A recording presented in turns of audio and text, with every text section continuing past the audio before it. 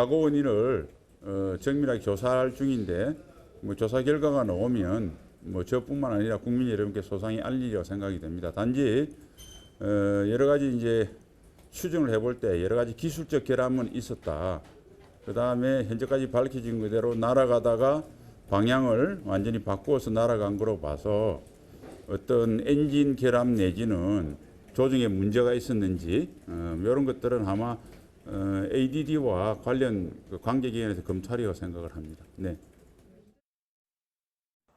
네, 어젯밤 11시쯤에요. 이 강릉의 한 군 기지에서 큰 폭발이 있었습니다. 이 강릉 주민들은 북한이 미사일 공격을 한 것이냐, 전쟁이 난 것이냐라고 하면서 굉장히 불안감을 호소를 했고요.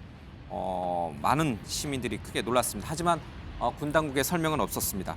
사실을 확인을 해봤더니 어제 북한이 중거리 탄도미사일을 일본 열도 상공을 지나가는 중거리 탄도미사일을 발사했죠. 여기에 대응하기 위해서 한미 군 당국이 에이테크스라고 하는 미사일을 각 2발씩 총 4발을 발사했는데 이 가운데 현무2라고 알려진 이 탄도미사일 한 발이 올라가지를 못하고 바로 그 기지에 낙탄 떨어지면서 폭발음이 있었습니다. 이래서 이게 우리 군의 어떤 훈련 부족이 문제인가 아니면 미사일 자체의 결함인가 이것을 놓고 오늘 여야 간의 난타전이 있었습니다. 대략 사건의 개요는 제가 말씀드렸습니다만은 이 문제는 2가지 차원에서 좀 접근해야 될 것 같습니다. 한 가지는 북한의 미사일 중거리 탄도미사일 발사에 대해 우리 한미 당국의 강경한 대응 방침을 하나 좀 살펴볼 필요가 있고요. 또 하나는 이 과정에서 참 오개티라고 해야 될까요? 아니면 결정적 실수라고 해야 될까요? 이 한 발이 다시 기지로 떨어지면서 체면을 구겼다는 점입니다. 누가 책임을 져야 되는 건가? 전 정권에서 개발한 미사일 탓인가? 아니면 현 정부에서 책임을 져야 되는 것인가? 이 논란이 좀 있습니다. 윤경호 의원님, 일단 주민들이 굉장히 놀랐을 것 같아요. 그렇죠? 저런 폭발음은 아마 들어본 적이 없을 겁니다. 6.25 전쟁 이후에. 그리고 한밤중에 섬광이 터졌기 때문에 굉장히 북한의 군 공격이 있을 수도 있다 이렇게 생각할 수 있어요. 왜냐하면 북한이 계속 지금 미사일을 동해상으로 쏴댔잖아요. 얼마나 놀랐을까. 군 당국이 즉각적으로 좀 해명했으면 어땠을까 하는 아쉬움도 좀 있고. 저는 그게 가장 핵심이라고 봅니다. 예. 그러니까 앵커는 지금 한미일 합동훈련에 대해서 북한이 강하게 반발하는 것, 예. 우리도 역시 강하게 대응하겠다. 이 의지 보여주는 것. 그다음에 기술적인 결함으로 추정되는 낙탄. 2가지 얘기했잖아요. 근데 이거보다는 저는 이게 공식 매체에서 다뤄지기 훨씬 전에 강릉 쪽에 마침 제 처가 쪽의 지인이 예. 새벽에 이걸 SNS에 올렸어요. 군 당국 발표 전에. 훨씬 전에. 예. 강릉에 심각한 지금 폭발음이 들렸고 심각한 사고가 있는데 아무 발표가 없다. 이게 어떻게 된 거냐. 그래서 오늘 아침부터 이미 이 불안감이 커져 있는 예. 이 문제가 심각했는데 이걸 왜 합참이 발표를 안 했을까? 과정에 대해서 있는 그대로 해명만 예. 하면 되잖아요. 보도 유예 요청을 했습니다. 이 국방부 기자들에게.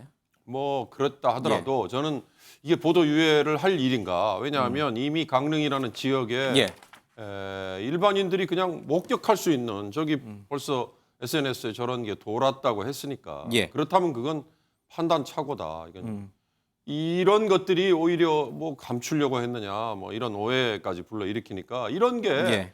군에 대한 결국 저는 신뢰 문제하고 다 연결이 되는 거다. 음. 이게 뭐 기술적인 결함 좋아요. 그러나 이건 기술적인 결함이라고 얘기하기에는 이를테면 현무라는 미사일을 우리가 개발을 해서 이걸 다른 나라에 팔기 위해서 하는 시험 발사인데 예. 생긴 사고가 아니라 이건 북한에 대해서 우리가 이렇게 완벽하게 대응할 수 있다라는 우리의 위력을 보여주는 예. 차원에서 한 건데 지금 난 사고이지 않습니까? 그런 점에서 군 당국의 신뢰를 스스로 깎아먹는 일인데 거기에 즉각 해명을 안 한 게 예. 더 큰 불안감을 가져온 게 아닌가. 저는 그 점이 더 심각해 보였습니다. 예. 이게 사실 우리 군이 북한군에 비해서 이제 압도적으로 우세한 군 전력을 갖고 있는 그 배경에는 아주 우수한 이런 미사일 기술도 분명히 포함되어 있거든요. 그런데 이게 발사를 했는데 그 자리에 기술적 결함으로 다시 떨어져서 낙탄 사고가 발생한 거. 이 중국 누리꾼들은 굉장히 이 부분에 대해서 좀 조롱하는 글도 지금 많이 올리고 있습니다. 이게 진짜 좀 창피한 일이 돼버렸어요.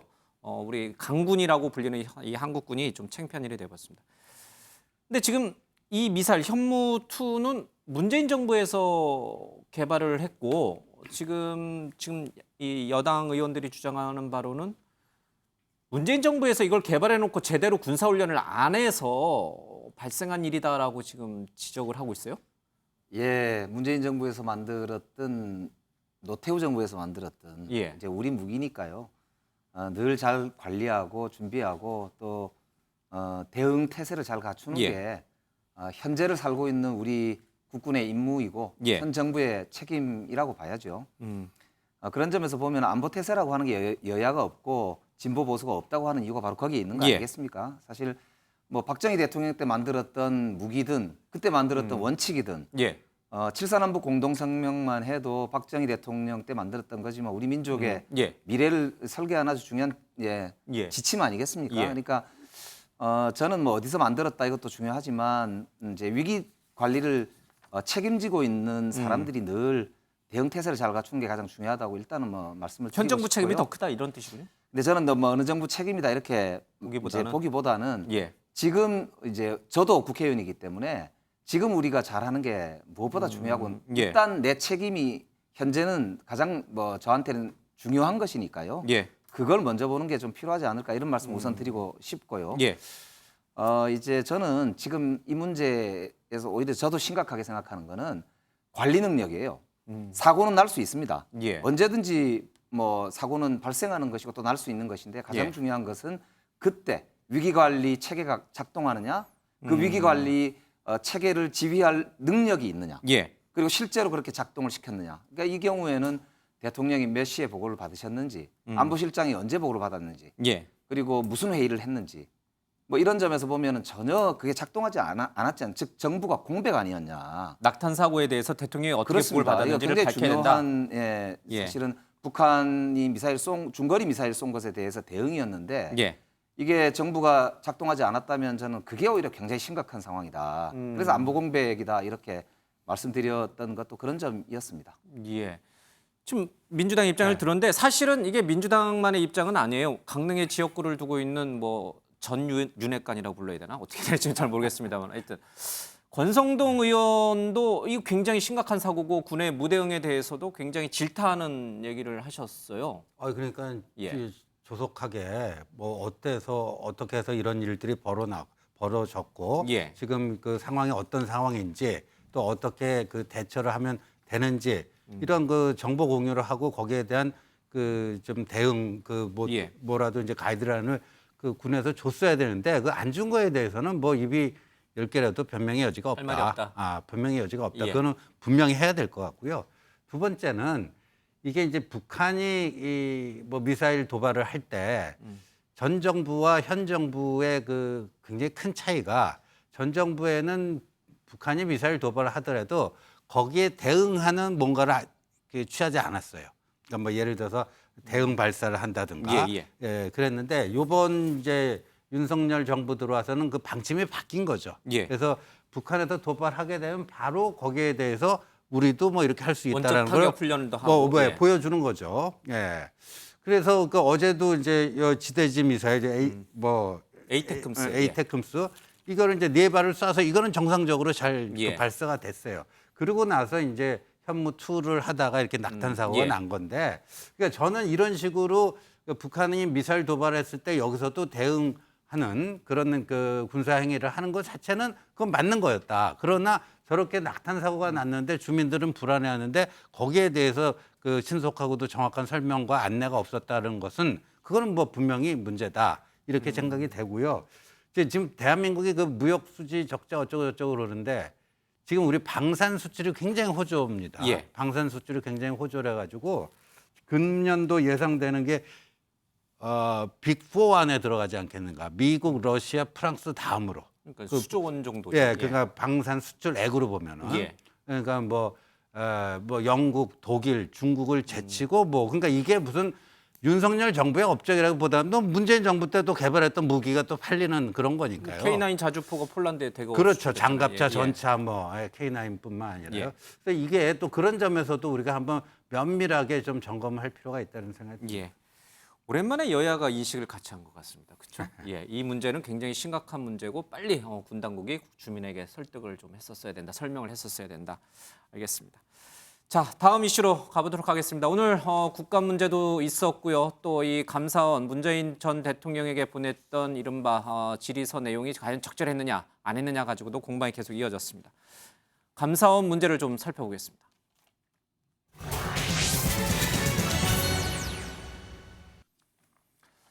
네, 오늘 논란이 됐던 것은 감사원의 이 핵심 실세라고 불리는 사무총장과 대통령실의 이관섭 국정기획수석 간에 주고받은 문자가 언론 카메라에 잡히면서 크게 논란이 됐습니다. 지금 화면에 나옵니다만 유병호 감사원 사무총장이 이관섭 국정기획수석에게 이런 문자를 보냅니다. 오늘 또 제대로 해명 자료가 나갈 겁니다. 무식한 소리 말라는 취지입니다.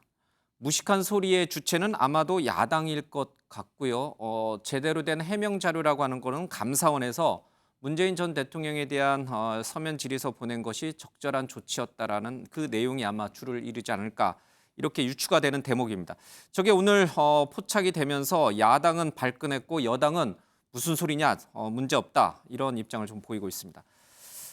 오영환 민주당 의원과 주호영 국민의힘 원내대표 얘기를 들어보겠습니다. 감사원 정치감사의 배후가 대통령실임이 백일화에 드러났습니다. 감사원 유병호 사무총장과 대통령실 이관섭 국정기획수석 간의 문자 내용이 이를 입증합니다. 두 사람의 문자는 감사원 감사가 대통령실의 지시에 의해 치밀하게 계획된 정치감사임을 명백하게 보여줍니다. 윤석열 대통령실이 국정무능, 인사, 외교 참사 등 총체적 위기에서 벗어나기 위해 철저히 기획된 정치 보복 감사를 진두지휘한 것입니다. 전직 대통령이라고 해서 특권을 가질 수도 없고 저는 응해야 하는 것이 당연하다고 봅니다. 그런데 오히려 당황스럽게 무례하다고 화를 내신 것을 보고 정말 해수부 공무원 피살 사건에 뭔가 문제가 많구나. 문제가 없으면 있는 대로 그냥 말씀하시고 이랬다고 답변을 하시면 될 텐데 왜 저렇게 과민 반응을 보이는지 모르겠습니다.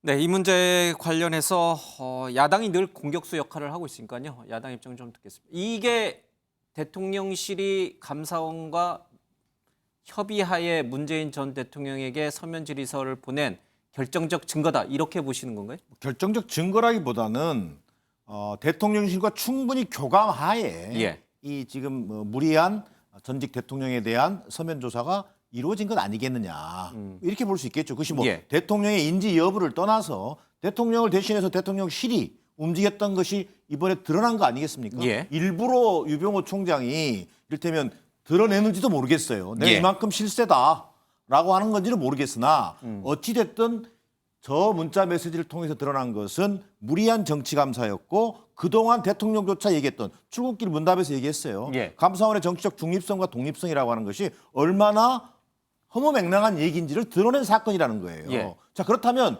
지금 드러난 위법 불법 행위가 없었는지 또는 뭐 진상 규명 자체가 야당이 지금 요구하고 있는데 저는 불가피하다고 봅니다. 그게 오늘 드러났다고 보여지는 것이고요. 예. 왜 그러면 유병호 사무총장이 저런 문자 메시지를 보냈냐? 그 정치적 의도는 둘째치고 오늘 아침 언론 보도를 통해서 이 감사 자체가 서해 공무원 피격 사건에 대한 감사 자체가 감사원법을 위반했을 가능성이 있다. 이게 내부에서 제기되고 있단 말이에요. 그다음에 심지어는 직권 남용의 가능성까지 얘기되고 있고. 자, 결국 어떻게 됐습니까? 감사원이 실질적인 실익도 없어요, 지금. 예. 섣불리 달라들었다가 결국은 스스로 포기하는 사태에 이르렀잖아요. 예. 이런 일련의 과정에 대한 철저한 어떤 뭐 진상 규명이 저는 필요할 걸로 보여집니다. 근데 이게 정확한 좀 팩트 체크가 필요한데 예. 저 문자가 나오게 된 배경이 뭔가 하는 건데요. 오늘 또 제대로 해명 자료가 나갈 겁니다. 무식한 소리 하지 말라는 취지입니다. 예. 그러니까 뭐냐면 한겨레 신문 등을 필두로 해서요. 감사원법 위반이다. 지금 문재인 대통령에게 서면 조사를 요구한 것이 감사원법 위반이라는 감사위원들이 있잖아요. 예. 감사위원들 보면요, 감사위원은 다 그 직무상 독립성 때문에 예. 임기가 4년씩 딱딱 주어집니다. 그러니까 문재인 정부 때 임명된 감사위원들이 있어요.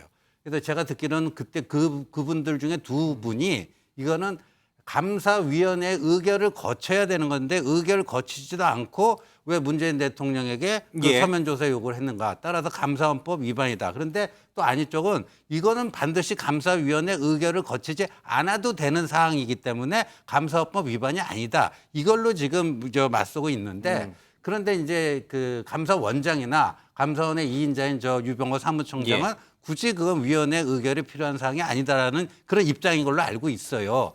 그러니까 이게 이제 지금 그 민주당은 이거를 용산에서 배후 조정해갖고 문재인 대통령에 대한 그 감사를 정치 감사를 하는 걸로 이렇게 몰고 가시려고 하잖아요 지금 예. 저 대변인이 그 마음은 알겠는데 이 문자는 그 맥락은 아니에요. 그러니까 대통령실에서는 한겨레라든가 그런 거의 문제점, 예. 그 문제 제기에 대해서 그럼 감사원 입장이 무엇인지 거기에 대해서 탐문을 해보고 질문을 했을 거고요. 그래도 그 차원에서 답이 온 거니까 조 문자만 가지고 대통령실과 감사원이 뭐 짜고 치는 것도 한다 이렇게 하기에는 논리 비약이라는 거죠. 감사위원회 의결을 거쳐야 한다라고 하는 야당의 주장이 무식한 소리라고 유병헌 사무총장은 그러니까 말한 거다 이런 그렇죠. 뜻인가요? 그렇죠. 저기서 포인트가 두 가지입니다. 예. 이제 문제의 핵심은 이제 하나는 뭐냐면은 저게 이제 국정기획수석과 유병헌 사무총장 간의 문자였다는 점이 하나가 큰 문제고요. 예. 두 번째는 저 내용의 또라는 대목이 문제입니다. 예. 그러니까 우선 첫 번째를 보면요. 원래 감사원은 헌법상 독립기관입니다. 그렇기 때문에 대통령실과의 업무 협력을 할 때 대통령께 예를 들어서 감사원에서 1년에 한두 번 정도는 통상 예. 전 정부에서도 보고를 드리고 합니다. 그런데 그때 이제 창구가 민정수석실이에요. 예. 민정비서관실이거든요. 그럼 지금 대통령실로 치면 공직기강 비서관실이어야 정상적입니다. 왜냐하면 국정기획수석소관이 아니다 이 뜻이죠. 당연하죠. 왜냐하면 국정기획수석은 옛날로 치면 정책실이거든요. 그러니까 처음에 이관섭 수석이 임명이 될 때 정책기획수석으로 임명이 됐었다가 이름을 바꿨어요. 예. 그 말은 정책실이라는 뜻이거든요. 부처를 관할한다는 뜻입니다. 그 말은 국정상황실일 수도 있잖아요. 예, 문재인 정부 때. 지금의 뭐- 국정기획수석의 역할이. 아닙니다. 국정기획수석이 지금은 이 정책기획수석으로 정책적으로만. 있다. 경제정책이든 그렇습니다. 사회정책이든 예. 정책 분야 담당해야 된다. 그래서 이제 문제가 예. 이게 이제 헌법상 독립기관이면서 행정부를 감시하는 기관이 감사원 아닙니까? 예. 그렇기 때문에 정부 부처의 업무나 정책실의 업무는 견제와 감시의 대상이에요. 예. 그런데 견제와 감시의 대상을 총괄하는 대통령의 창구인 국정기획수석과 예. 감사원의 사무총장이 수시로 문자를 받았다라고 하는 저 보면은 금방 알 수 있잖아요. 예. 또라는 말도 있고요. 그렇기 때문에 이것은 상당히 뭔가 이상하고 이례적이고 음습한 냄새가 난다. 이런 생각을 할 수밖에 없는 것이고요. 예. 두 번째는 또라는 말입니다. 여러 차례 주고받았다는 말을 사실은 내포하고 있다 저는 생각하는데 최소한 두 번은 된다는 뜻이군요. 그렇죠. 그런데 국정기획수석이 이제 감사원 사무총장에게 개인적으로 물어볼 수는 있겠으나 예. 저게 이제 감사원 사무총장이 저런 취지로 답변을 계속 해왔지 않을까라고 예. 의심이 드는데 여기서 저는 그런 제안을 한번 하고 싶어요. 감사원이 정말로 억울하고 아무 문제가 없다면 요즘 감사원이 자주 쓰는 게 민간인까지도 포렌식을 마구잡이로 하고 있습니다. 유병호 사무총장과 이관섭 국정기획수석의 휴대폰을 포렌식하면은 그동안 예. 두 사람 간에 주고받았던 문자나 SNS 전체를 알 수가 있어요. 그걸 보면 감사원이 떳떳하게 밝힐 수 있는 걸 밝힐 거라고 봅니다. 그렇기 때문에 감사원장께서 유병호 사무총장의 직무 감찰을 하면 저는 바로 해결될 문제다. 그 말씀을 드리고 싶고 계속 아니다라고만 부인하기에는 아무리 봐도 앞뒤 맥락이 이상하다. 이런 점을 말씀을 드립니다. 근데 제가 한마디만 우리 짧게. 김연아 의원께서도 예. 지금 계속 이제 15분 넘어갈 거라고 네. 말씀 안 하셔서 발언 기회 좀 드리겠습니다. 저는 요즘 민주당 발언을 보면 다른 상황이 벌어졌을 때 아니면 이거보다 조금 더 뭐 정보가 많을 때 도대체 어떤 단어를 선택하시려고 이렇게 조그만 어떤 꼬투리를 발견했을 때 너무나 큰 극단적인 표현을 쓰시는 것 예. 같아요. 예를 들어서 지난번에도 외교 참사, 조문 외교 참사. 진짜 참사가 닥치면 그때는 어떤 표현을 쓰실까 싶고 이번에도 지금 문자를 보면 이 문자는 여러 가지 해석이 있을 수가 있어요. 그런데 거기에 문자 또라는 것 하나, 그다음에 지금 문재인 정부 있었던 민정수석이 없지 않습니까? 예. 그럼 청와대 내에 수석들 간의 역할이 뭔지 사실은 지금 야당 국회의원들은 몰라요. 왜 여당 민정 국회의원들은 압니까? 아니 모를 수도 있죠. 예. 예, 그 국회의원들이 모를 수 있어요. 예. 이제 뭐 출범해서 서로 역할을 맞춰가는 거고 지금 이제 가고 역할을 있으니까요. 조정해가는 예. 과정이다. 그런데 왜 그거를 지레짐작해서 이 사람들의 대화가 여러 번이었을 거다. 예. 또라는 얘기는 지금 언론에서 계속 이 절차에 대한 얘기를 문제 삼지 않았습니까? 야당에서도 그렇고. 그러면 대통령실 입장에서는 아니 이거 대통령이 뒤에서 자꾸만 조정했다고 하는데 예. 제대로 한 거냐? 이렇게 물어볼 수 있는 거 아닙니까? 근데 이걸 하나 갖고 양쪽 핸드폰을 다 포렌식을 하자. 너무 나가신 것 같아요. 그 또라는 거는요. 해명 자료를 감사원에서 거의 매일같이 내거든요. 최근에 해명 자료를 또 내겠다는 거죠. 또 문자를 한다는 의미가 예. 아닙니다. 근데 맥락상 그렇죠. 저도 이제 청와대의 민정비서관 출신이거든요. 청와대 그러니까 대통령실은 업무 분장이 엄격합니다. 특히 이제 이관섭 정책기획수석이 처음에 임명이 될 때 배경에는요. 김대기 비서실장만으로는 도저히 정부 부처를 관할할 수가 없어서 예. 정책 현안들을 챙기고 경제 정책을 총괄한다는 차원에서 임명을 했거든요. 그래서 이름도 그 국정기획으로 바꿨어요. 당연히 그러니까 그 정책기획 수석을 임명할 때 그 당시에 임명할 때 이 설명한 자료를 보면은 그분이 오랜 공직 생활을 했던 공무원 출신이고 산업 경제 통상자원이고, 관료에 예. 경제 관료에 오래된 그런 이제 경력을 높이 사서 임명한 것이거든요. 그렇기 때문에 이분은 감사원이라든지 이런 사정기관에 전혀 모르는 분이에요. 그렇기 예. 때문에 업무 자체가 그쪽 업무가 분장된다는 것 자체도 넌센스일 뿐만 아니라 실제 작동이 그렇게 되지 않을 것이다라고 저는 뭐 확실히 그렇게 생각하는데요. 예. 우선 지금 이제 대통령실이 좀 분명하게 밝혀야 할 점은 국정기획수석이 그걸 물어볼 수는 있겠으나 제가 보기에는 굉장히 이상해 보여요. 제가 청와대에 있었던 경험으로 볼 때는 옆에 있는 수석들한테 웬만해서는 국정현안 특히 아주 민감한 이런 문재인 대통령 수사, 조사 뭐 이런 것까지 연관돼서 여야 간에 심각하게 갈등과 정쟁이 벌어지고 있는 것에 대해서 국정기획수석이 갑자기 물어본다? 그것도 감사원 사무총장한테? 이거는 누가 봐도 앞뒤 맥락상 제가 보기에 좀 이상하다. 이런 의심을 살 수밖에 없기 때문에 저는 명명백백하게 좀 밝히시는 게 좋을 것 같아요. 굳이 대통령실에서 감사원에 이 문제와 관련해서 물어봐서도 안 되고 혹 물어본다 치더라도 국정기획수석이 물어볼 게 아니라 공직기강 비서관실 현 직제상 공직기강 비서관이 맞다. 당연합니다. 이런 뜻이군요. 검찰에다가 전화해서 뭘 물어본다거나 알겠습니다. 아는 사람이라고 문자를 막 보내서 물어볼 수가 있는 게 아니지 않습니까? 윤경호 의원님, 전직 대통령에 대한 감사원 조사, 물론 이제 감사원은 헌법적으로 독립기관이라고 어제 윤석열 대통령이 출근길에서 얘기도 또 한 번 강력히 언급을 했고, 그래서 그 문제에 대해서 가타부타 현직 대통령이 언급을 하는 것은 적절치 않다라고 이제 말씀을 하셨는데 하루 만에 이제 이 문자가 나왔단 말이에요.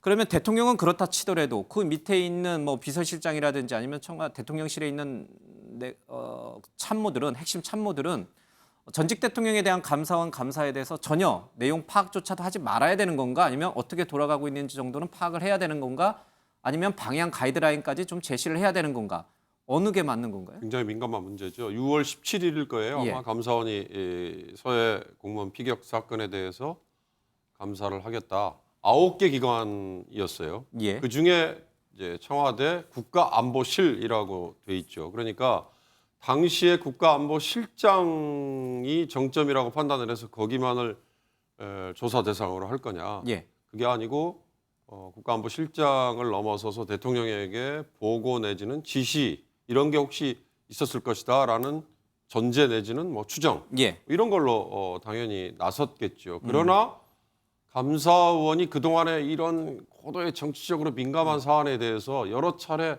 나서봤다면 모르지만 예. 그렇지 않았다는 걸 감안하면 이 건은 감사원이 독자적으로 전직 대통령을 조사를 하겠다.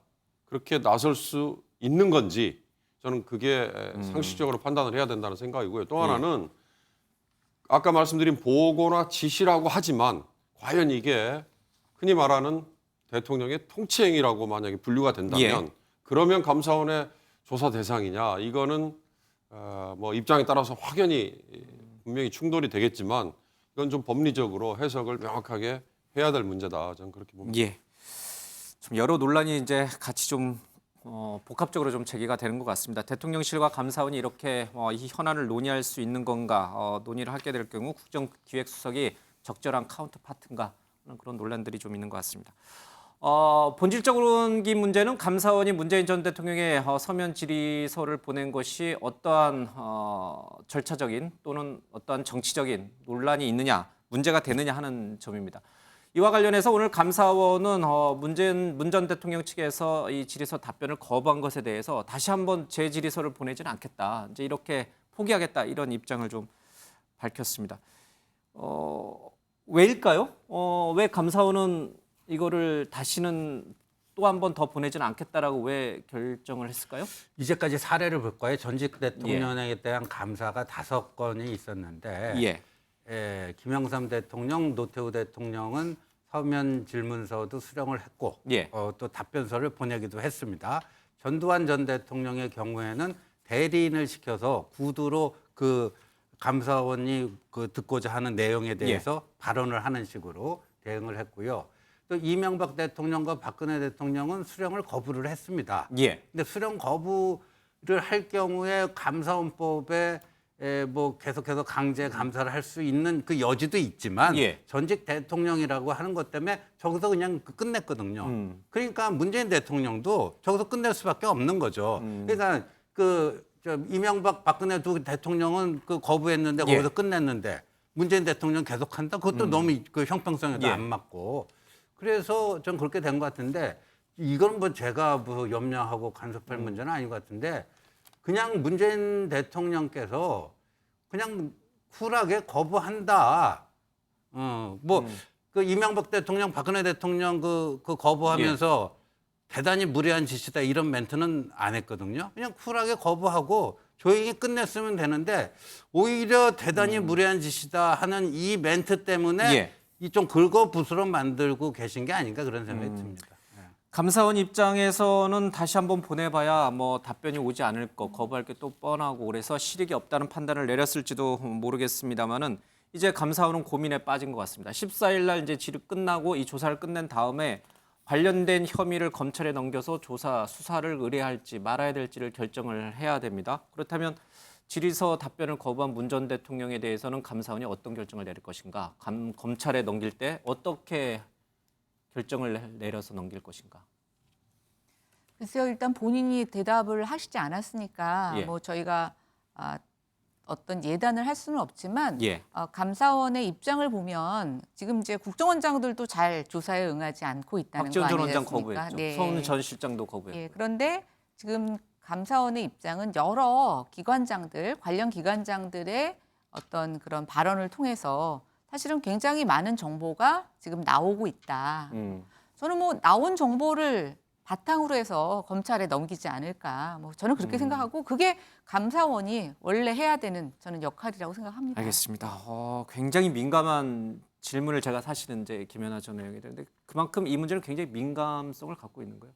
혹시 한 분만 얘기 듣고 다음 주에 좀 아니 넘어가겠습니다. 그러니까 이 어떤 부분을 지적하고 싶냐면요. 지금 좀 제가 질문을 던진 거예요. 아. 감사원은 14일 날 네. 이제 조사를 끝내고 검찰에 이관을 할 때 문 전 대통령에 대해서 어떤 결정을 내릴까? 저는 제가 예단하기는 어렵습니다만 지금 이 서해 공무원 피격 사건과 관련해서는요. 예.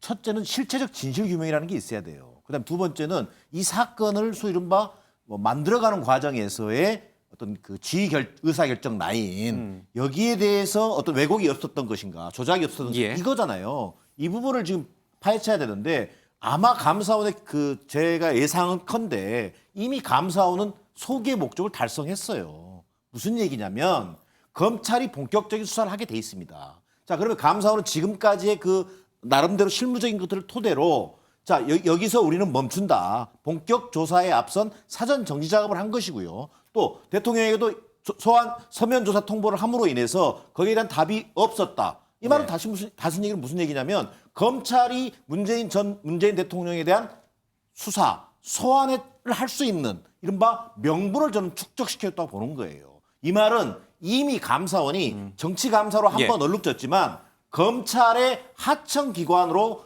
저는 전락할 가능성이 굉장히 커 보인다는 생각이 드는 겁니다. 예, 앞으로 상당히 좀 파장을 낳을 만한 사안이고 또 저희들이 좀 관심 있게 계속 또 다뤄보도록 하겠습니다. 자, 이 정기국회 윤석열 정부 들어서 첫 국정감사가 진행이 되고 있습니다. 각 상임위별로 여러 가지 얘기들이 나오고 있는데 문체위 국감에서는 만화 한 컷이 크게 논란이 됐습니다. 바로 윤석열차라고 하는 고등학생이 그린 만평 한 컷인데요. 뭐 화면을 잠깐 보시면 더 잘 알 수 있을 것 같습니다. 이 주제 다뤄보겠습니다.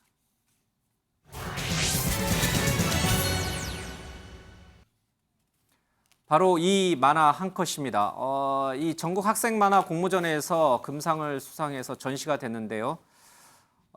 지금 내용을 잠깐 들여다보시면은 이게 뭐 만화 영화에 나오는 기차죠. 거기 앞에 이제 이 사람 얼굴이 있는데 그 얼굴이 지금 윤석열 지금 현 대통령입니다. 근데 하필 이제 윤석열 대통령의 끝자가 열자예요, 그렇죠? 그래서 다 합치면 열차가 되는데 그래서 윤석열 차다 이제 이런 제목이 좀 달랐습니다. 잠깐 뒤에 보면은 기관사 자리에 김건희 여사로 추정되는 여성이 앉아 있는데 뭐 김건희 여사인 것 같아요, 그렇죠? 그 뒤로는 칼을 들고 있는 이제 검사복을 입은 것처럼 보이는 인물들이 쭉 서 있습니다. 그래서 윤석열 차가 질주를 하고 있고 폭주를 하고 있고 기관사는 김건희 여사고 그 뒤로는 칼을 든 검사들이 줄줄이 타고 있다. 이에 놀란 일반 시민들이 앞다퉈 도망가고 있다. 이제 이게 저 만화컷이 보여주고 있는 이제 의미인데 이게 수상을 했습니다. 금상을 수상을 했습니다. 이 만화산업진흥원인데 이건 이제 문체부 산하에 정부 예산이 들어가는 기타 공공기관이라고 해야 될까요? 예, 뭐 그런 기관인데 이 기관에서 이 만화에 대해서 상을 준 것이 과연 적절했느냐? 뭐 근본적인 논란은 이게 표현의 자유에 저촉되느냐 아니냐, 뭐 이제 이런 논란까지 있긴 합니다만 이제 그 두 개를 좀 구분해서 좀 봐야 될 것 같습니다. 오늘 문체위에서 이 얘기가 굉장히 논란이 됐는데 먼저 영상 들어보겠습니다. 부천 만화축제 풍자 만화가 선정되고 전시된 것에 대해서 문체부가 엄중 조치를 하겠다 해서 논란을 일으키고 있는데 장관님, 정부가 후원하는 행사에 출품된 작품들이 정치적인 주제를 다루면 엄중 조치, 이것이 문체부 공식 입장입니까? 그렇지 않습니다. 저희 문체부는 저 작품에 대해서 문제 삼는 게 아닙니다. 윤석열 정부는 표현과 창작의 자유 그런 걸 최대한 보장합니다. 지금 윤석열 대통령이 방송에 출연했던 장면 한번 보여주세요. 후보님이 만약에 대통령이 되신다면 SNL이 자유롭게 정치 풍자를 할 수 있도록 도와주실 건가요? 그건 도와주는 게 아니라 SNL의 권리입니다. 자, 대통령도 정치 풍자는 당연한 권리라고 했어요. 네, 당연한 권리입니다. 그건. 장관님이 지금 독자적 판단으로 이렇게 했다는 겁니까? 입장을 처리 안 하시겠습니까? 네, 독자적인 입장으로 했고요. 이거는 그 학생의 작품을 문제 삼는 게 아닙니다. 네, 이 작품을 그린 고등학생에게 금상을 준 이 한국만화영상진흥원에게 엄중 경고를 한 것은 표현의 자유를 억압하는 것이냐? 아니다. 표현의 자유는 충분히 보장하지만 정부 예산이 투입되고 있는 만화영상진흥원이 이런 상 자체를 준 거를 문제 삼을 뿐이다. 이 두 지점이 좀 갈리는 지점인 것 같습니다. 아유, 일반인들은 참 헷갈려요. 예. 어떻게 보고 계십니까? 저는요, 저 작품이 뭐 아주 뭐 수준 높은 풍자해악의 작품은 아니라고 보는데 예. 표현의 자유로서 존중받아야 된다고 생각합니다. 작품 자체는 문제가 없다 이런 얘기군요. 존중받아야 된다 생각이 되는데 지금 문제의 포인트는 뭐냐면요. 이게 한국만화영상진흥원이라고 하는 그 기구입니다. 여기가 경기도 부천시 소속 재단 법인인데요. 저 행사를 하면서 제25회 부천국제만화축제를 하면서 그중에 한 파트로 전국 학생 만화 공모전을 시행을 한 거고요. 그 상태에서 본인들이 원해서 문화체육부 대한민국 문화체육관광부 후원을 받은 거예요. 후원. 근데 후원도 명의만 빌려주는 후원이 있고 재정 지원까지 받는 후원이 있는데 이게 재정 지원까지 받은 거예요. 적지 않은 그 국민 세금이 들어갔습니다. 근데 그렇게 받으려면은 이 한국만화영상진흥원에서 이 문체부에서 그렇게 하라고 가이드라인을 줘서 그런 게 아니고요. 자기들이 문체부에 우리 좀 후원으로 들어와 주십시오 하면서 무슨 계획서를 냈냐면요. 이게 이런 게 있습니다. 표절, 도용, 저작권 침해 소지가 있는 경우 또 두 번째 정치적 의도나 타인의 명예를 훼손한 작품 그리고 또 몇 가지 있어요. 이런 경우는 결격 사항으로 처리하겠다. 이건 문체부가 하라는 게 아니고요. 저 행사를 주최한 그 사람들이 하겠다고 문체부에 계획서를 낸 내용이에요. 예. 아, 이게 그러니까 이걸 정확히 알자고요. 그 저 만화진흥원에서 그렇게 하겠다. 정치적 의도를 가지고 타인의 명예를 훼손한 작품이라든가 표절 시비가 있는 거는 예. 이거 결격 처리하겠다. 이게 본인들의 약속이었단 말이에요. 그런데 실제 응모 과정에서는 그런 가이드라인을 제시를 안 했어요. 이중 플레이를 한 거죠. 약속 위반이죠, 한마디로. 그거에 대한 엄중 경고다. 문체부. 그렇죠. 그러니까 문체부는 아니 당신들이 그 제출한 계획서대로 왜 안 했느냐. 이건 계약 위반 아니냐. 예. 그거에 대해서 지금 문제 삼고 있는 거예요. 그래서 엄중주의라는 표현도 있고 이런 식으로 나오면 내년부터는 예산 계속해서 지원하는 것이 곤란할 수도 있다. 이걸 가지고 표현의 자유를 탄압한다. 이건 경강부회라는 거죠. 근데 그 굉장히 위험한 말씀이세요. 그러면 정치적 색채가 있다 없다는 누가 판단합니까? 그러니까 저 이제 아까 얘기했던 그 기준에 따라서 정치적 색채가 있다는 그 판단을 문화부가 한다는 뜻이잖아요. 문화부가 보기에 이거는 정치적 색채가 있는 거에 해당하네. 그러니까 잘못됐어. 라는 말씀이니까 그 정치적 색채에 대한 판단을 문화부가 한다는 것 자체가 검열 국가예요. 이거는 이미 1920년대, 30년대의 나치 시절에 횡행하던 이야기 아닙니까? 국가가 예. 어떤 기준을 가지고 이거는 정치적 색채가 있다 없다 판단을 하는 거라는 뜻이거든요. 그렇기 때문에 저거는 정말 이 말장난에 불과한 아까 문화부 예. 장관의 해명이라고 보고요. 저는 유엔 가셔서 21번이나 자유를 말씀하셨는데 자유주의의 핵심은 아시다시피 언론 출판 집회 결사의 자유 아닙니까? 언론의 자유와 표현의 자유를 억압하는 자유주의는 전 세계 어디에도 없습니다. 있어서도 아니 되고요. 예. 그러니까 그런 점을 저는 깊이 좀 보시고 문화부 장관님도 저렇게 그냥 변명으로만 일관하지 마시고 좀 심각하게 보셔야 돼요. 사실 박근혜 정부 때 박근혜 정부가 결정적으로 문제가 생기기 시작한 게 다이빙벨하고 블랙리스트 때 정말 국민들에게 저는 결정적으로 인심을 잃었다고 생각합니다.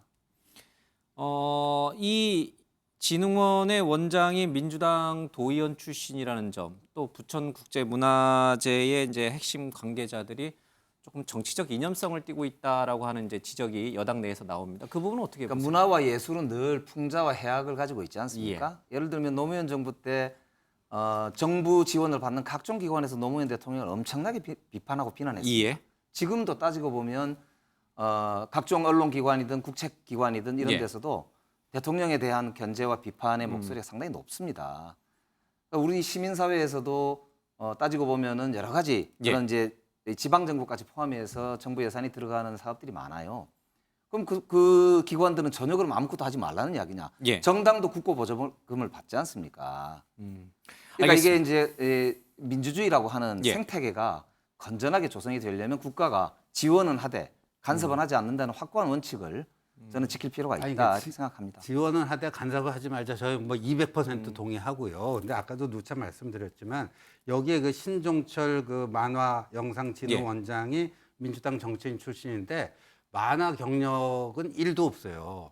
1도 없는 사람이 정치적 낙하산으로 여기 됐는데 근데 저 윤석열차를 금상을 준 심사위원들을 어떻게 선정을 했는가? 랜덤으로 선정했대요. 근데 개인정보 때문에 어떤 분인지에 대해서는 공개할 수가 없다 그래요. 근데 본인들은 문화부의 후원과 예산 지원을 위해서 본인들이 제출한 거기에 정치적 논란이 있는 것은 결격 처리하겠다고 본인들 입으로 얘기해놓고 어떻게 1구2원을 하냐 이거예요.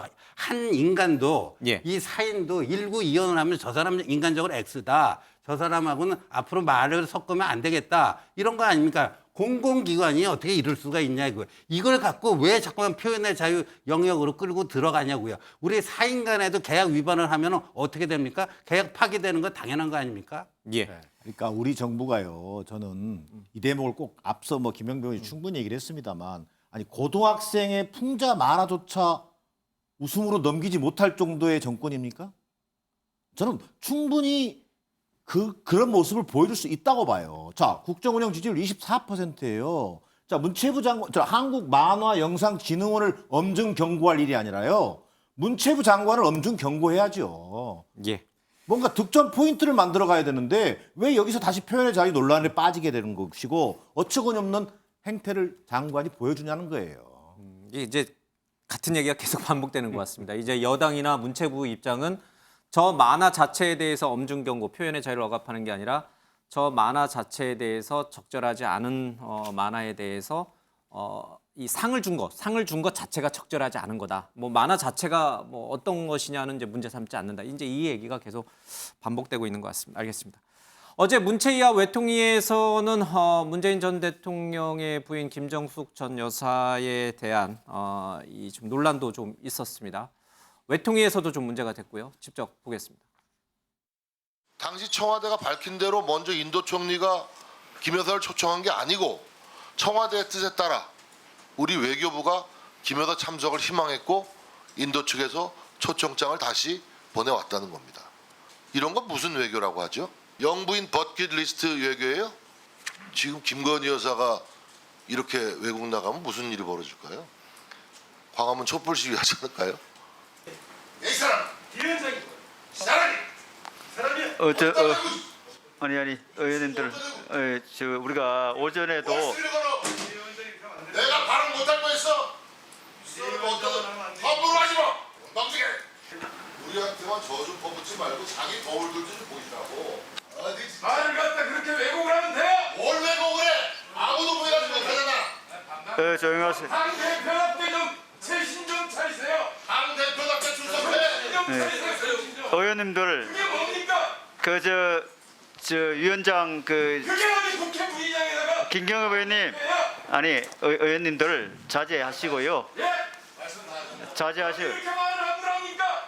지금 어느 정부인데 저기서 대답을 합니까? 의원님들 왜 그렇게 비열하게 질문을 합니까? 지금 정상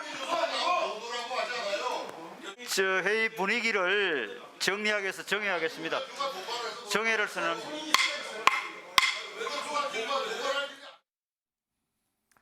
예, 2018년 11월에 김정숙 여사가 한인도 문화협력 정부 대표단 자격으로 이제 인도를 갔죠. 그 과정이 석연치 않다.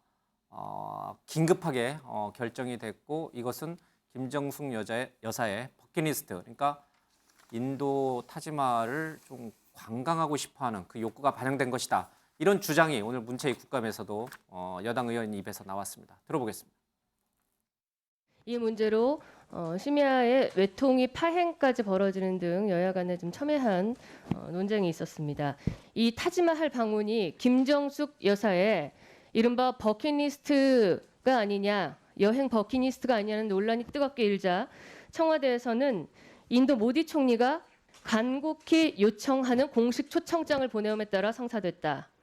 그러나 제가 이번에 드디어 외교부를 통해 입장을 확인해 보니 청와대가 당시 발표했던 내용과는 사실과 다른 부분이 있음을 확인했습니다.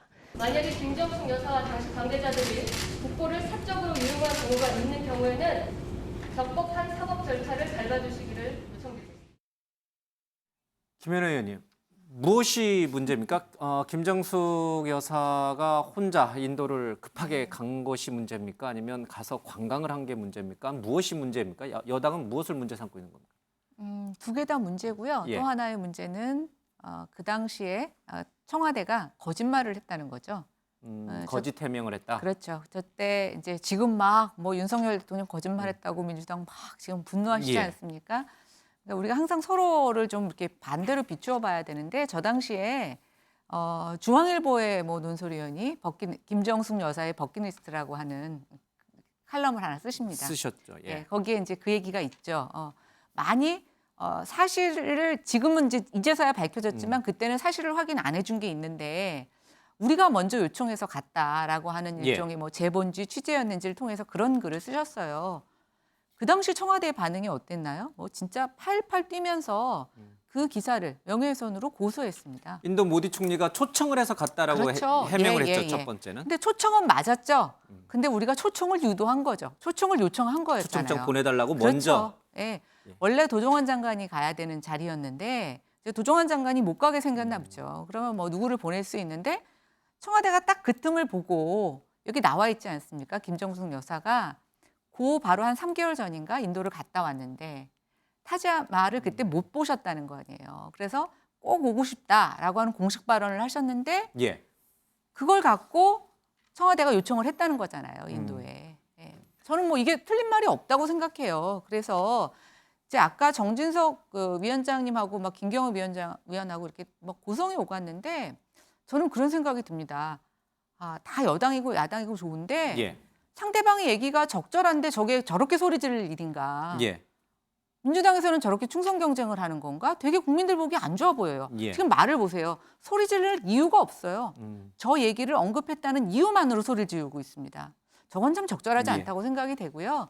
뭐 야당 의원들 그때 몰랐을 수도 있죠. 그럼 우리가 몰랐네, 잘못했네, 사과하십시오. 이렇게 하면 될 일을. 그리고 지금 많은 증거들이 나오고 있지 않습니까?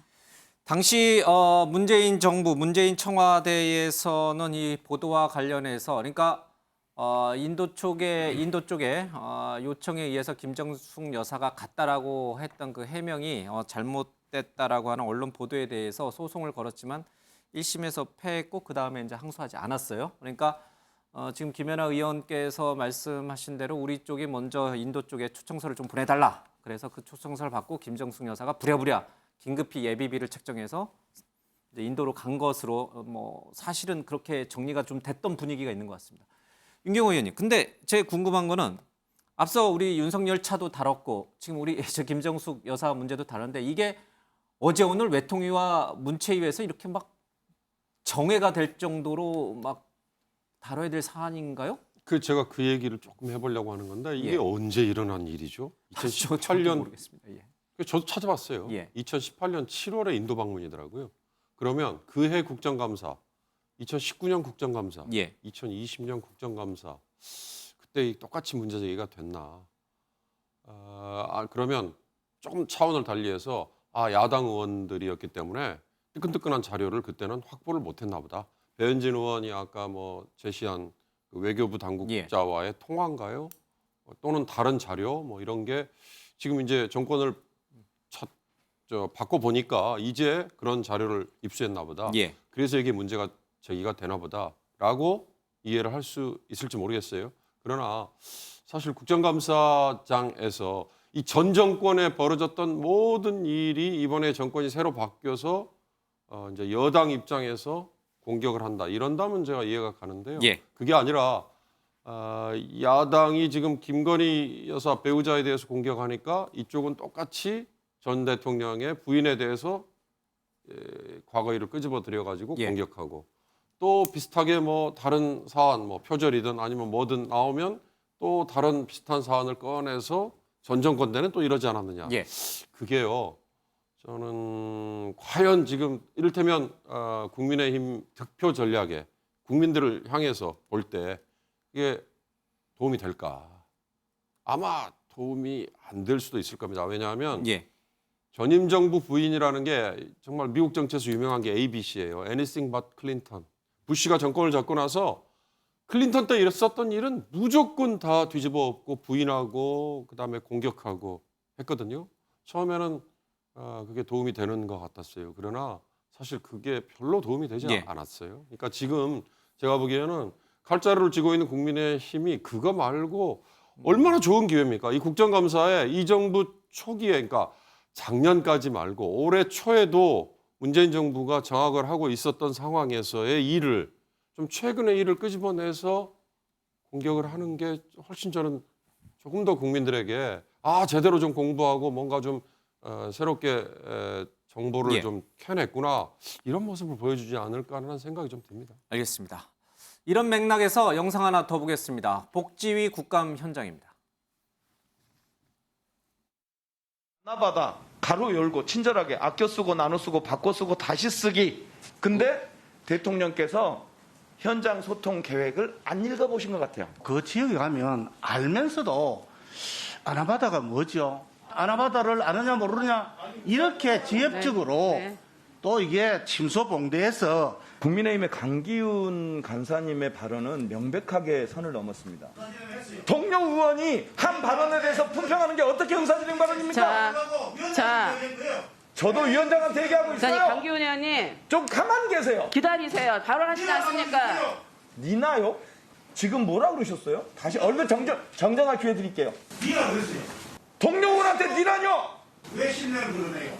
강기훈 의원님. 강기훈 의원님 빨리 사과하시고 기다리십시오. 마무리합시다. 내일 의사진행할게요. 니라뇨. 동료 의원한테 그게 뭡니까? 뭐라고?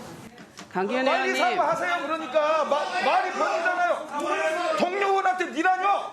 니가 말하세요. 잘못했으면 사과를 해야 될까요? 뭐를 하고 잘하는 위원장님. 자. 잘하는 모습을 나오는 자. 저기요. 저는 제 주장을 하고 있어요. 뭐를 잘하는 자. 나중에 나를 공개할 수 있어요? 내가 언제 공개했어요? 잘하는 거 없잖아요. 그만하세요. 여보세요. 자. 저 강기훈 의원님 저는 끝까지 강기훈 지금 말 올리고 간사님, 계시는 조금 올려드리는데요. 말 올려드리는데요. 자, 기다리세요. 니라뇨. 자. 자, 먼저 기다리세요. 상해를 강기훈 의원이 하셨죠? 자, 더 이상 회의가 진행될 수 없습니다. 예, 정회를 전환합니다. 네, 서로 고성을 지르나 이게 왜 저 두 분이 이렇게 저렇게 고성을 지르면서 서로 이렇게 싸우나 이렇게 아마 시청자분들 잘 이해를 못 하실 겁니다. 그래서 조금 배경 설명을 해줘야 돼요.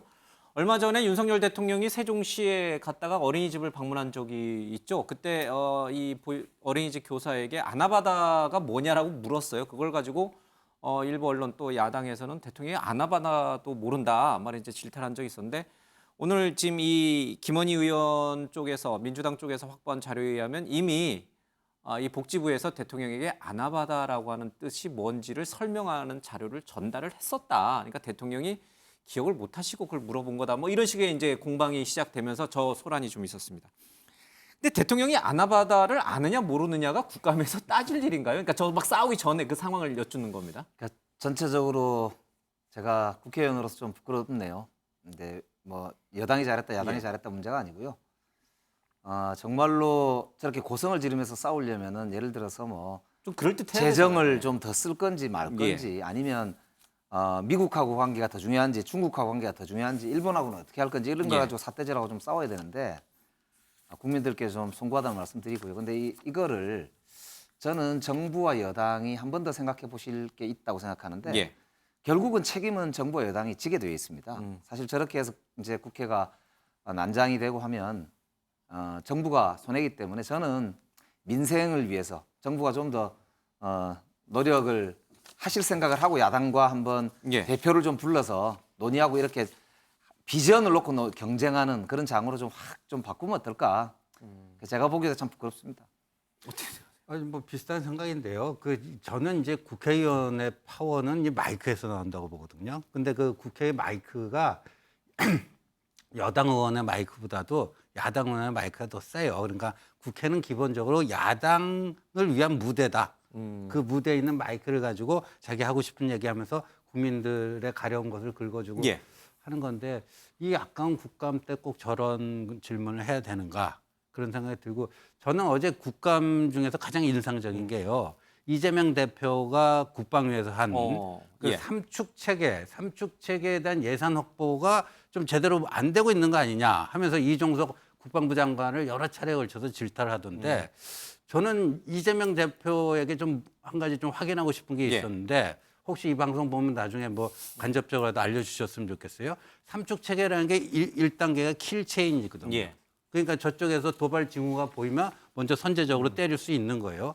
근데 윤석열 후보가 지난 대선 과정에서 그 킬체인을 얘기를 하니까 이거는 뭐 한반도 평화를 파괴하는 뭐 전쟁관 같은 얘기다.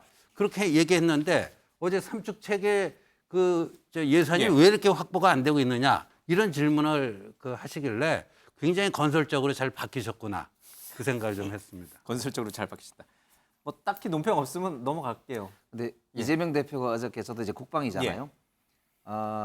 좀 큰 틀에서 어쨌든 정부가 한반도 방위를 위해서 이왕 당선이 됐으면 킬체인부터 좀 제대로 해야 되지 않느냐는 취지로 사실은 협력할 것 협력하겠다는 취지로 큰 틀에 예산을 지원할 수 있도록 장관이 좀 제대로 해라.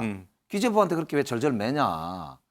뭐 이런 취지로 이제 질문한 것이거든요. 그래서 이런 거 자세로 우리가 좀 여야가 좀 이렇게 좋은 계기가 됐으면 좋겠다는 생각이 들었었어요. 알겠습니다. 자, 오늘부터 새롭게 좀 선보이는 코너인데요. 김영우의 유감. 뭐 유감스럽다라는 뜻은 아니고요. 좀 느낌이 있는 그런 장면 또 사진들을 저희들이 몇 가지 좀 선정해서 좀 소개해드리겠습니다. 그냥 유감스럽다 이러면 또 이제 중의적으로 보면은 굉장히 좀 불편한 것들을 끄집어낸다 이런 의미도 있으니까요. 자, 첫 번째 유감은 뭘까요?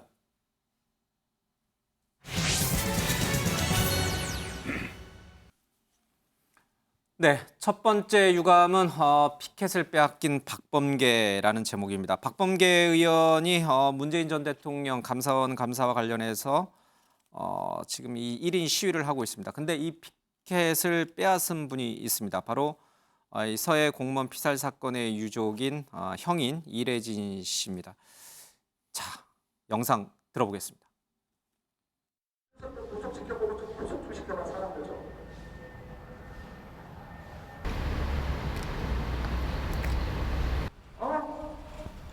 쪽팔리지 않습니까? 박범계 의원. 그런 겁니다. 의원님 지금 뭐 하십니까? 이게 지금 진영. 진영이라고. 아니 잠깐만. 무슨 아니 누구세요? 이분인데 왜 빼신데요? 아니 하지 마시라고요, 의원님. 감사원의 번연의 업무를 왜 방해하십니까? 선생님. 네? 아 잠깐만요. 근데 이런 식도 좋지만 잠깐만. 근데 그러시면 안 돼요. 보세요. 당신 그때 당시에 법무부 장관 있잖아. 적대 국가에 무참히 총살당하고 살해당했을 때 뭐 했어? 그때는 뭐 하셨습니까? 의원님. 유엔에서도 저희들 인권 보고관도 만났습니다. 밝히는 거에서 지금까지 다 여당이었습니다. 뭐 했습니까? 그래놓고 이것을 정쟁으로 간다.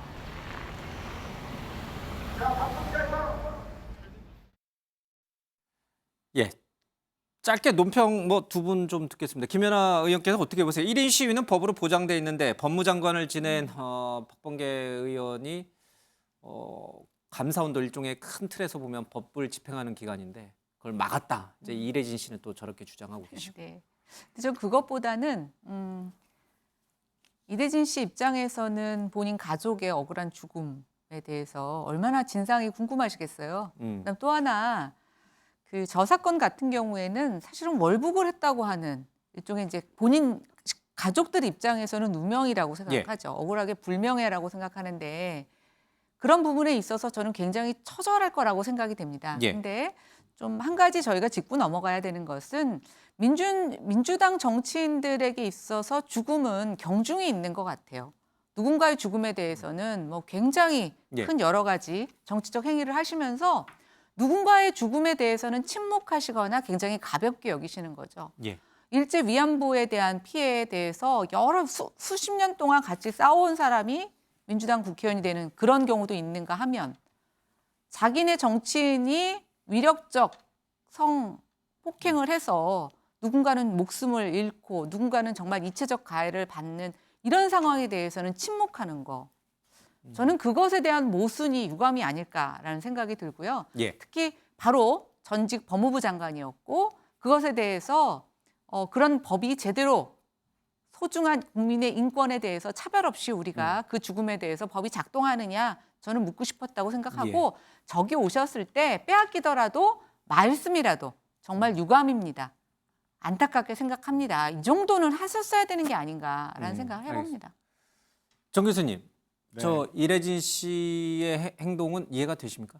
저는 뭐 충분히 피해자로서 실체적 진실 규명을 원하는 입장이고 그런 뭐 박범계 장관이 법무부 장관 출신인데다가 또 1인 시위를 하고 있는 모습에 대해서 지적하는 것은 저는 충분히 있을 수 있다. 그리고 저는 박범계 장관이 뭐 야당 탄압 뭐 대책위원회 대책위원장 자격으로 아마 1인 시위를 하신 것 같은데 저런 1인 시위는 통상적으로는요 정말 서민과 약자들이 호소할 데 없는 사람들이 하는 거 아니겠어요? 그런 의미에서 과연 국민적 공감이라는 게 어느 정도 얻어낼 수 있을 것인가? 저는 좀 의문입니다. 오히려 탄압 저지 대책위원장으로서 실체적 어떤 진실 규명을 위해서 상임위 차원의 뭐 회의로 공개라든지 또 뭐 본회의 의결을 통해서라도 저 진실을 규명하려는 노력에 앞장서는 것이 더 1인 시위보다는 더 효과적일 것이라고 보여집니다. 알겠습니다. 자, 두 번째 유감으로 가겠습니다. 네, 두 번째 유감은 조국 전 장관이 SNS 활동을 접는다라고 썼던 겁니다. 어제 저희가 전해드렸습니다만 정경심 교수가 형 집행정지 1개월을 받고선 풀려났죠. 치료와 또 정양에 집중하기 위해서 SNS를 접는다고 합니다. 윤경호 의원님, 이게 뭐 개인이 접는다고 하니까 그런가 보다 이렇게 넘어갈 사안이긴 한데 왜 이게 사람들은 궁금해하고 관심을 갖는 뉴스가 됐을까요? 저는 뭐 이 이전부터 조국이라는 교수 출신의 전직 법무부 장관이라는 저분은 남의 관심을 끌지 못하면 잘 견디지 못하는 그 뭐 그렇게 표현하는 어떤 단어가 있잖아요. 주로 뭐 연예인들도 해당될 수 관심병이요? 있고 뭐 이런 거요? 근데 이제 그런 경향이 상당히 좀 많았던 것 같아요. 그 이전 이를테면 저 대통령실에 민정수석으로 들어가기 전 교수 시절에도 뭐 하루에 몇 차례씩의 또 모든 사안마다 의견을 다 올렸던 걸로 유명했잖아요.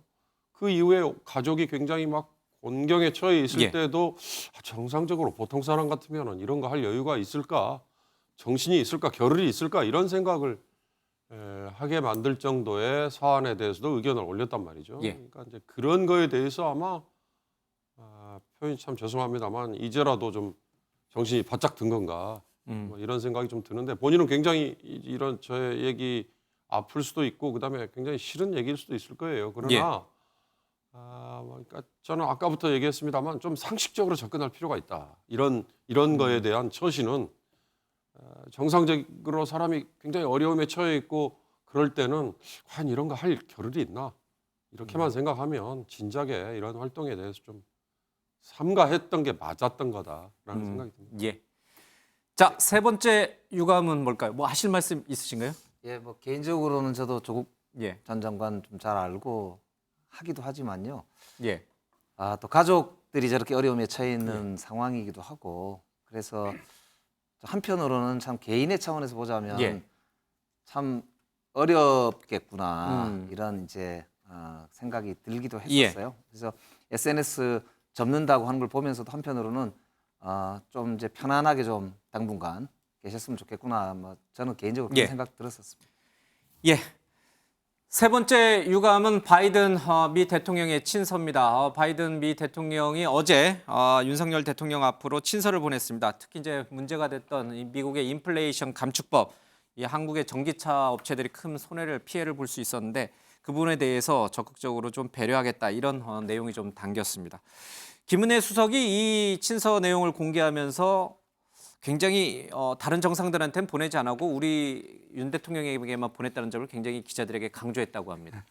왜 그랬을까요? 그게 모든 게 그 작용 반작용 아니겠습니까? 예. 지금 야당에서 이제 외교 참사다, 부실 외교다, 굴욕 외교다 이렇게 비난하니까 그게 아닙니다라는 것을 강조하고 싶은 게 또 사람 마음 아니겠습니까? 그래서 그때 48초 그 스탠딩 예. 환담한 거, 또 기시다 총리랑 30분 한 거 여기에 대해서 굉장히 이렇게 폄하를 했는데 예. 지금 저 한미 관계도 말이죠. 그 우리 전기차 그 지금 며칠 전에 해리스 부통령이 와서도 예. 명백하게 거기에 대해서 얘기했고 오늘 바이든 대통령의 친서로 또 확인이 된 거고요. 그다음에 일본 기시다 총리하고도요. 그 굴욕적인 한일 회담을 했다라고 하는데 얼마 전에 그 아베 전 총리 그 국장 예. 때 우리 한덕수 총리가 가지 않았습니까? 한덕수 총리가 부산 엑스포 일본도 좀 협조해달라 이런 요청을 하니까 기시다 총리가 뭐라고 답을 했냐면요. 이제까지 우리 검토 대상 자체가 아니었는데 오늘부로 내가 검토를 어떻게 할지 일본 정부가 어떤 스탠스를 취할지 검토를 지시하겠다. 굉장히 긍정적인 변화란 말이에요. 네. 그런 것들은 그러니까 외교는요 결과로서 보여주는 거죠. 네. 바이든 대통령이 친서를 보냈으니까 그 뭐 순방 때 발언 논란이나 여러 가지는 이제 외교 참사라고 근데 더 이상 주장하지 않으실 생각인가요, 야당은? 우선은 김은혜 수석이 오래간만에 나왔네요. 그동안, 그 얘기는 다음에 한번 집중적으로 한번 파헤치겠습니다. 예. 예, 그런데 어쨌든 외교 안보는 여야가 없어야 된다고 생각해요. 그러니까 IRA 문제도 잘 풀어야 되고요. 국익을 위해서 함께 활동하는 게 중요하다고 생각합니다. 그런데 분명히 대통령실이 명심해야 될 거는 이번 순방 갔을 때 제대로 준비 못한 게 명확합니다. 예. 그리고 다시는 그런 실패를 반복해서는 안 된다는 점이 분명하다는 점은 명심해 주셨으면 좋겠고 예. IRA 같은 경우는 사실은 미국이 지금 자유주의 국제 질서를 무너뜨리고 자국 중심의 세계 질서를 좀 만들어가고 있는 예. 그런 상황이기 때문에 우리가 철저히 우리도 국익을 중심으로 여야가 머리를 맞댈 필요가 있다는 점을 오늘 저 메시지를 계기로 더 좀 다시 좀 한번 마음을 다졌으면 좋겠네요.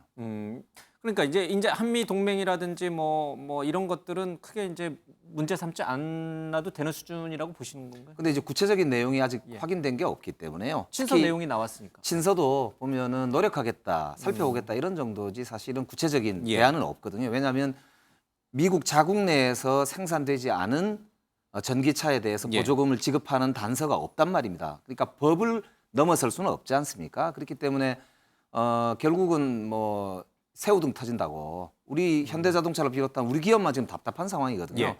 그래서 일시적으로 모면하려고 하지 말고 정말로 이 문제는 좀 끝까지 정말 끈덕지게 우리가 붙어서 해결해야 될 문제니까요. 진짜 한번 살펴볼 알겠습니다. 필요가 있다고 생각합니다. 끝내지 않겠다는 뜻으로 들립니다. 예.